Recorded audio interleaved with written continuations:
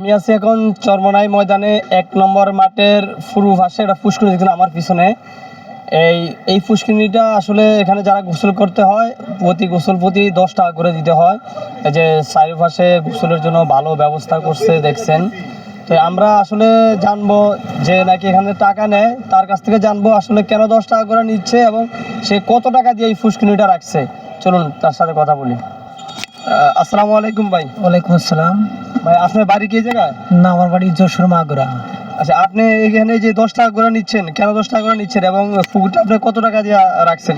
পুকুরটা 6 লাখ টাকা দিনে আমরা 10 টাকা করে নিই, মাটিতে মাছ চাষ করি। আর এই যে মাহফিলের দিক থেকে নিই 10 টাকা করে, যে মানুষের একটা যাতে সুবিধা হয়। নদীতে গোসল করতে গেলে অনেক লোকের বিপদ এসে যায়, তার জন্যই আমরা এখানে মাছ কি আপনি চাষ করেন? না, আমার মালিক চাষ করে, আমরা বেতনভুক্ত। ও মানে আপনার মালিক এটারে 6 লাখ টাকা দিয়ে পুষ্করিণী রাখছে নাকি? জি জি, আমরা বেতনভুক্ত। এখানে কি চরমনাই হুজুরদের পুকুর নাকি এলাকার মানুষের এটা? এটা তো আমার জানা নাই। এটা আপনার সঠিক জানা নাই। না। কত এটা আপনার 6 লাখ টাকা দিয়ে রাখছেন কয় বছর, কয় সিজনের জন্য? 2 সিজন মাহফিল, কয় সিজন রাখছেন?